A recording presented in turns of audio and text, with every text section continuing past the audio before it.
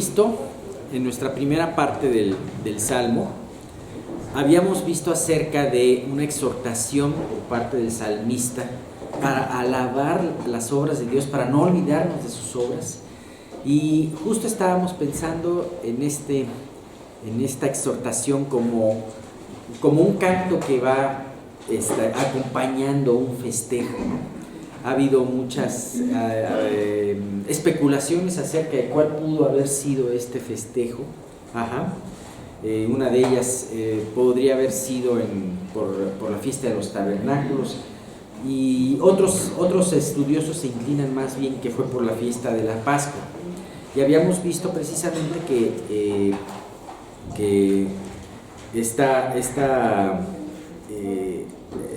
probablemente yo me inclino más por esta fiesta de la Pascua debido a que nos habla de salir de la tierra de Egipto, ¿no? Y vaya que cuántas veces se rememoró este hecho, ¿no? Encontramos en el libro de los Salmos y este último año hemos visto cantidad de veces cómo se menciona la Pascua y cómo se menciona el Éxodo, ¿no? Más que algún otro evento en la vida de Israel. Y bien, pues esto es muy importante. Vamos a ver ahora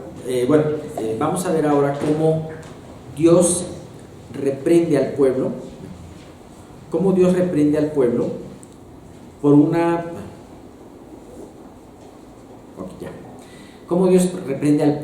actitud infiel, cómo primeramente lo exhorta, ¿no? De hecho, esta parte habíamos mencionado que es la del versículo 8 al 16, y aquí en esto Dios le reclama a su pueblo la infidelidad y describe cómo hubiera sido Israel si le hubiera obedecido. La primera parte vamos a ver cómo Dios le reclama, exhorta a escuchar a Israel y cómo Dios le reclama su infidelidad. Y la próxima vez vamos a ver acerca de cómo hubieran sido las cosas si Israel tan solo le hubiera escuchado. Y esto nos lleva a tener como una meditación muy importante, un punto central para meditar en este estudio es cómo escuchamos las enseñanzas de Dios. Conozco a una persona que ya está grande y que siempre dice, eso ya lo he escuchado, y eso ya lo he escuchado. Y entonces es triste ver que al decir, esto ya lo he escuchado, ¿cómo puedes impedir en tu vida el escuchar cosas nuevas en tu vida? ¿Cómo puedes saber que aunque hayas escuchado el mismo pasaje de David y Goliat, por ejemplo, cómo no sabes si Dios te va a enseñar en ese momento un aspecto nuevo o algo que estás necesitando en tu vida para vencer al Goliat que tienes por enfrente, ¿no? De la misma manera, aparentemente el hablar de la Pascua y hablar del Éxodo una vez más, dice qué aburrido y qué tedioso, pero no, finalmente Dios siempre hace viva su palabra y siempre nos enseña cosas nuevas a través de ella, ¿no? Vamos a leer de los versículos 8 al 12 y bueno, yo los voy a leer para ser más práctico. Oye, pueblo mío, y te amonestaré, Israel, si me oyeres, no habrá en ti Dios ajeno, ni te inclinarás a Dios extraño. Yo soy Jehová tu Dios, que te hice subir de la tierra de Egipto. Abre tu boca y yo la llenaré. Pero mi pueblo no oyó mi voz, e Israel no me quiso a mí. Los dejé por tanto a la dureza de su corazón, caminaron en sus propios consejos. Este es un punto, todos estos son puntos muy importantes. Habíamos visto que a partir del versículo 6 es como si el salmista le hubiera pasado el micrófono a Dios y le hubiera dicho, ahora habla tú, porque Dios habla en primera persona, ya no está hablando a través del salmista, ¿no? Y una vez más Dios exhorta. Fíjate lo que dice el versículo 8, oye, pueblo mío, y te amonestaré, Israel, si me oyeres. Aquí habla y se utiliza de dos maneras, dos veces el verbo oír. Primero es una exhortación directa, oye Israel. Siempre cuando tú estás tratando una cosa con una persona y de repente le dices, oye Pablo, entonces como que eso hace que tú pongas una mayor atención en lo que te voy a decir, ¿no? Ajá. Entonces aquí Israel dice, oye Israel. Ajá. Si tú en este momento, Israel, estás distraído, oye lo que en este momento te voy a decir y ponle importancia a cada una de las palabras que te voy a hablar, ¿no? Porque son para tu vida, son para tu bien. Y dice, fíjate, dice en la versión NTV, escúchame pueblo mío, en tanto que te doy severas advertencias. Escúchame. Hemos visto que diferenciamos muchas veces la palabra oír con escuchar. Oír es muchas veces como tú oyes una música de fondo, tú oyes el rechinido de un coche que cuando se está frenando, oyes el perro del vecino ladrar. Pero cuando escuchas, estás oyendo con atención. No pones solamente tu oído como sentido, sino pones completamente tu atención. Hasta tus ojos dejan de ver lo que están viendo, dejan de estar papaloteando para poder ayudarle a tus oídos a oír, ¿no? Y vaya que es una exhortación muy importante. Escúchame, entre tanto te doy severas advertencias, ¿no? El pueblo de Israel para este entonces ya había pasado cosas muy amargas. Ajá, estamos hablando, probablemente es Asaf o posterior. Y una de las cosas que principalmente Dios a través de esta los había juzgado es a través de que los enemigos de Israel podían más que Israel. Y entonces tú puedes ver que desde que entraron en la tierra prometida, los israelitas sufrieron mucho por sus enemigos, que ahora eran los cananeos, que ahora eran los madianitas, que después eran los filisteos, y así estuvieron muchos años, antes de David, después de David también, cuando volvieron a dejar al Señor, los egipcios, otros cananeos, los filisteos, los sirios, siempre sufriendo de sus enemigos. Entonces dices, a ver Israel, muchas cosas amargas, muchas derrotas en tu vida has tenido. Ajá. Entonces, ¿quieres saber por qué? Escucha con atención estas severas amonestaciones, estas severas advertencias. Ajá. Con todo y eso, fíjate cómo le dice en el mismo versículo 8. Oye, pueblo mío, sí, Dios estaba enojado. Dios tenía algo que reprocharle a Israel. Lo iba a hacer de una manera severa. Sin embargo, no deja de decirle, pueblo mío. ¿Saben? Como dice Hebreos capítulo 12. Porque Dios, al que ama, disciplina y corrige a todo aquel que recibe por hijo. Porque otra vez dice, ¿quién es el que no recibe la disciplina? Pues un bastardo, no un hijo. Pero si son hijos, tienen que recibir disciplina. Aunque lo que iba a hacer Dios en ese reproche iba a ser duro, y seguramente a los oídos de Israel no iba a ser agradable, de todas formas le dice, pueblo mío. El ser pueblo de Dios, el ser hijo de Dios, tiene completos privilegios. Y uno de los privilegios que a veces no atesoramos en nuestra vida es que también vamos a ser corregidos. Pero qué bendición es que tengamos a alguien en los cielos que nos corrija con entera sabiduría. Y qué bendición es cuando nosotros nos podemos estar desviando, tener una mano en el cielo que nos pueda corregir y que nos pueda a veces, aunque nos duela, disciplinar. Eso es una gran bendición. Ajá. Entonces esto le dice Dios, ¿no? A pesar de que hay enojo en el padre, pero lo siguió tratando como hijo. Dice el versículo siguiente, dice, no habrá en ti Dios ajeno, ni te inclinarás a Dios extraño. Fíjate, ¿qué es lo primero que le dice Dios? No tendrás dioses ajenos. Esto nos suena mucho a algo muy importante. ¿Cómo empieza cuando, se acuerdan ustedes en Éxodo, cuando estaba el pueblo de Israel en el Sinaí y escucha la voz de Dios? ¿Cómo empezó a darles los 10 mandamientos? Oye Israel, no tendrás dioses ajenos delante de mí.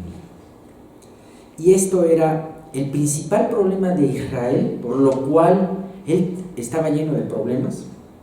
Y era el primer punto que Dios tenía que trabajar, la idolatría. El Señor había sido sumamente misericordioso con Israel. Israel, cuando estaba como esclavo, clamaba al Dios que alguna vez había escuchado que era el Dios de sus ancestros, ¿no? De Abraham, de Isaac, de Jacob, de José. Y bueno, clamamos al Dios de José, pero ya se habían olvidado de muchas cosas probablemente.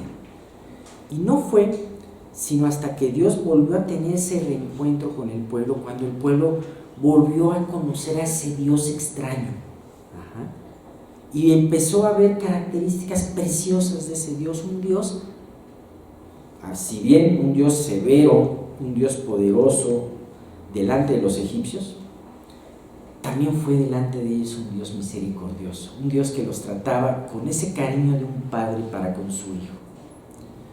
Y ellos fueron conociendo a ese Dios. Sin embargo, a pesar de conocer y ver sus manifestaciones, Israel no decidía inclinar su corazón delante de él. Su compromiso delante de Dios era superficial. Lo que Dios le daba a Israel en bendiciones no lo recibía en amor. Y eso es algo muy grave. Nosotros podemos como iglesia ser bendecidos y cada uno de nosotros podemos contarnos con muchas bendiciones y cada uno de nosotros podemos compartir en el WhatsApp que Dios me contestó esto y que Dios hizo esto y que por favor pidan por esto y qué bueno que Dios ya me contestó esto por lo que pedimos, y somos testigos de todas las bendiciones que hace Dios. Sin embargo, Dios quiere que vayamos más allá y que realmente, así como nosotros somos ese especial tesoro de Dios como pueblo amado, que Él sea para nosotros lo más importante en nuestra vida, nuestro primer amor. ¿Cuál es el primer mandamiento, el más importante? Amarás al Señor tu Dios con todo tu corazón, con toda tu alma, con todas tus fuerzas. ¿Qué es lo que haces tú cuando algo te interesa? Te metes en eso. Y de esta manera Dios quiere que ese sea el interés tuyo por Él, ¿no? Tan solo debería bastar la simple memoria de sus bendiciones pasadas para permanecer fieles y agradecidos a Él.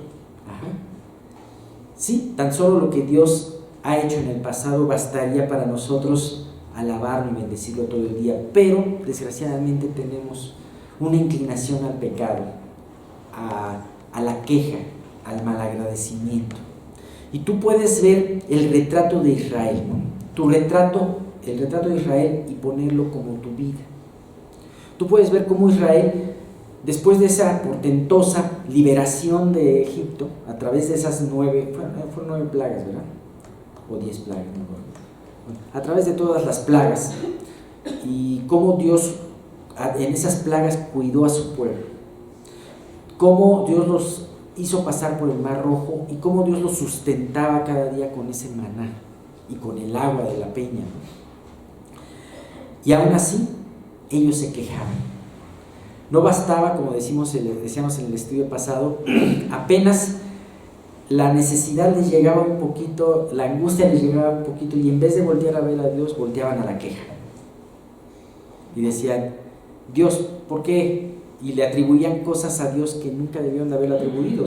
Oye, le decían que Dios los quería matar cuando Dios lo único que había hecho era cuidarlos, ¿no?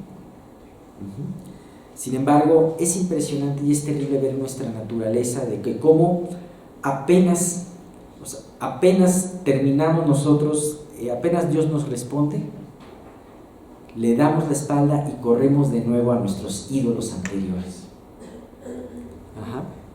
Y eso es terrible, ¿no? Ahora, todo esto Dios lo dejó escrito para que nosotros pudiéramos aprender de ello, ¿no?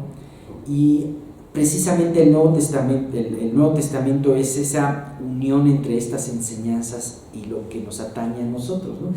En el mismo libro de Hebreos se nos habla acerca y se nos hace una exhortación parecida, en donde dice, Hebreos 3, 14, 15, ¿no?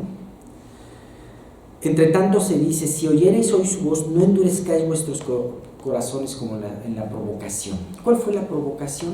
Cuando los israelitas no quisieron entrar a la tierra de Israel por no confiar en Dios, a la tierra prometida, perdón.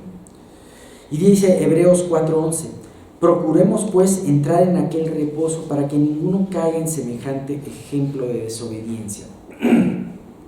¿Sabes por qué desobedecemos a alguien? Porque no le tenemos confianza. Sí, tú podremos decir, lo que pasa es que desobedecemos porque queremos hacer lo que nosotros queremos hacer. Ajá. No, pero en eso está implícito una desconfianza al que nos da la orden. Ajá. Y pensamos de una manera orgullosa, lo que pensamos nosotros es mejor y es más inteligente que lo que nos pide la autoridad. O lo que pensamos nosotros, en este caso, es mejor que lo que nos pide Dios. Entonces por eso dice, procura entrar en aquel reposo, y ese reposo significa la confianza total a Dios, para que no desobedezcas a su ley. Israel bastaron solamente 40 días, después de haber visto todo lo prodigioso que es Dios, y después de haber escuchado al mismo Dios, a los 40 días dijeron, Israel, ya no sabemos ni qué le pasó a Dios, que no lo conocemos, ni tampoco qué le pasó a Moisés, así que vamos a levantarnos unos dioses como nosotros conocemos, que un becerro, y vamos a decir, este es el Dios que nos sacó de Egipto, y vamos a seguirlo, ¿no?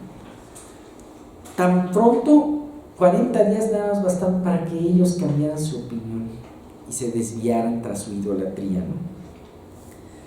Bien, dice 10, el versículo 10, yo soy Jehová tu Dios, que te hice subir de la tierra de Egipto. Abre tu boca y yo la llenaré. Dios siempre presenta sus credenciales y dice, acuérdate que yo soy el que te hice subir de la tierra de Egipto. Acuérdate que yo soy el Dios que te salvó. Abre tu boca y yo la llenaré. ¿Sabes? Cuando nosotros abrimos la boca delante de Dios y esperamos en Él, lo honramos. ¿Qué quiere decir esto? Las peticiones y las situaciones que tenemos, si tú ya lo conoces, oye, pues tráelas delante de Él. Y Él está dispuesto para poderlas contestar, para poderlas resolver en tu vida. Tú nunca pienses que le vas a molestar a Dios, ¿no? Me acuerdo que un familiar me decía, ay, ¿por qué le pides todas esas cosas a Dios? Lo vas a cansar, ¿no? O tanto trabajo que Él tiene que hacer vigilando todo el universo, ¿no? No, al contrario, tú estás honrándolo cuando tú le pides cosas a Él. Cuando tú dejas de pedirle cosas y lo haces por tus propios medios, tú lo estás lastimando con esa incredulidad, ¿no? Había un rey que se llamaba Asa, un rey de Judá, que al principio de su reinado decidió tomar ciertas decisiones confiando en Dios. Sin embargo, después de un periodo de bonanza, resultado de esas buenas decisiones que había tomado en Dios, de repente Dios decidió probarlo otra vez, pero su corazón ya no era el mismo. Después de 30 y tantos años, su corazón se había desviado. Y entonces, él, en vez, para poder enfrentar una batalla, en vez de pedirle a Dios que le diera la victoria, le pidió a un rey que le diera la victoria, que le ayudara. Y así siguió su vida hasta que murió.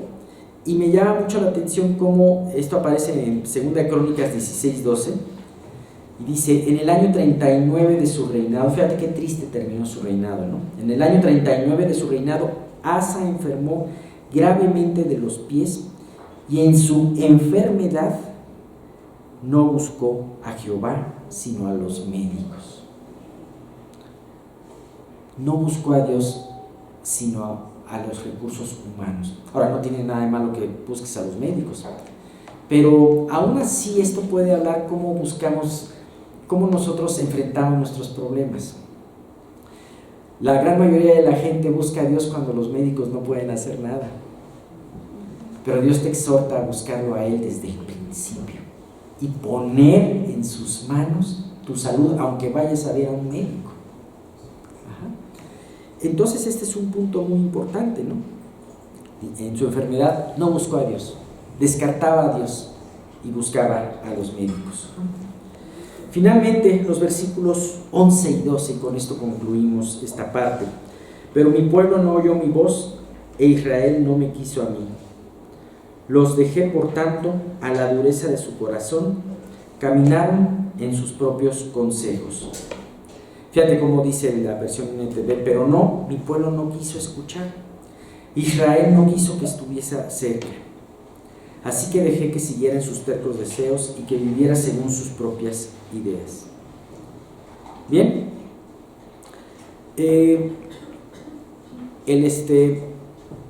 ya conocemos la triste historia de Israel, y aún hasta nuestros días, que sigue sufriendo mucho acerca de sus enemigos. Sin embargo, nosotros no podemos argumentar que no hemos escuchado las amonestaciones de Dios. Dios nos ha hablado directamente a nosotros. No podemos enfrentar a Dios y decirle a Dios, Dios no lo sabía. Al contrario, si no nos convertimos, algo que nos hace más culpables en nuestro pecado es haber escuchado la amonestación y no hacer nada. Por eso les decía yo, qué importante, y como un punto central en esta parte que estamos viendo de los salmos, es cómo escuchas las exhortaciones, cómo escuchas las enseñanzas. Si tú tienes una duda de tu salvación, lo estás aquilatando, estás escarbando por ahí, o prefieres mejor ignorarlo. Bueno, pues finalmente, todos aquellos que cierran sus oídos a todas estas enseñanzas terminarán enfrentando la culpabilidad de su indiferencia delante de Dios.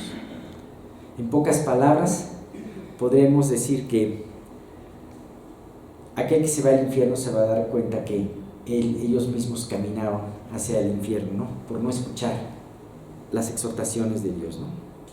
Como dice Hebreos 2, del 1 al 4, por tanto es necesario que con más diligencia atendamos las cosas que hemos oído, no sea que nos deslicemos, porque si la palabra dicha por medio de los ángeles fue firme, y toda transgresión y desobediencia recibió justa retribución, y fíjense esto, ¿cómo escaparemos nosotros si descuidamos una salvación tan grande, la cual, habiendo sido anunciada primeramente por el Señor, nos fue confirmada por los que oyeron, testificando Dios juntamente con ellos, con señales y prodigios y diversos milagros y repartimientos del Espíritu Santo según su voluntad?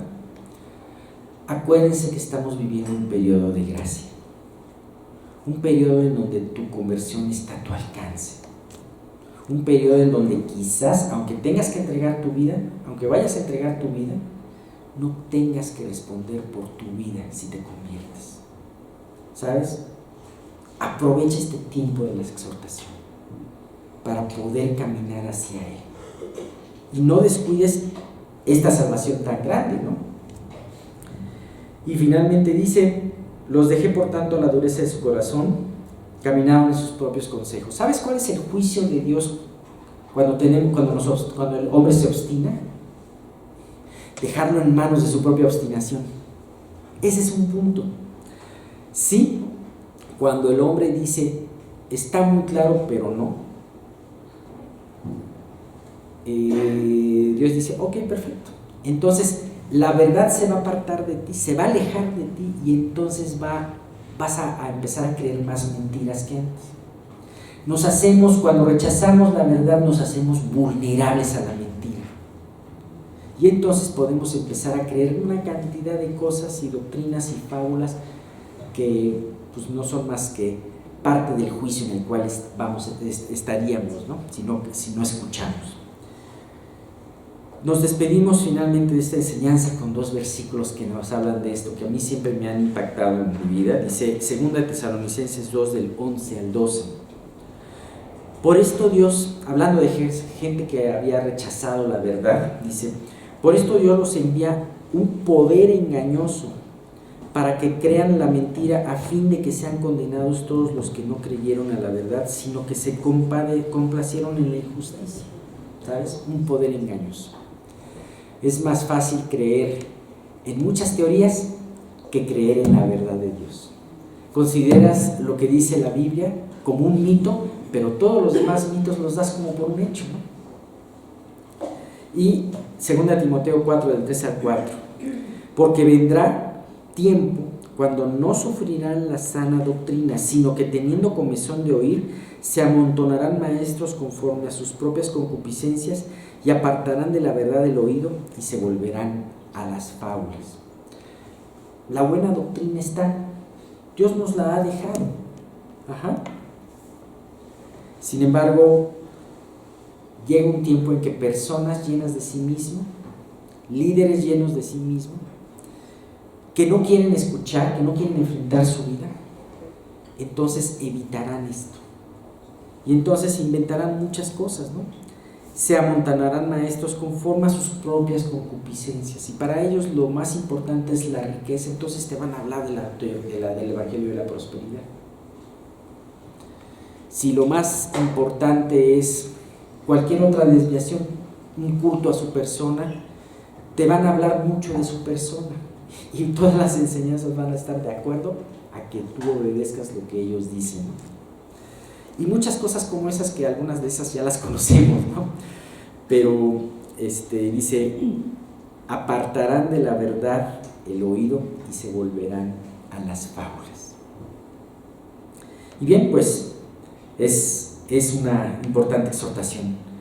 Cuidemos cómo escuchamos las enseñanzas y cuidemos qué hacemos con las enseñanzas una vez escuchadas.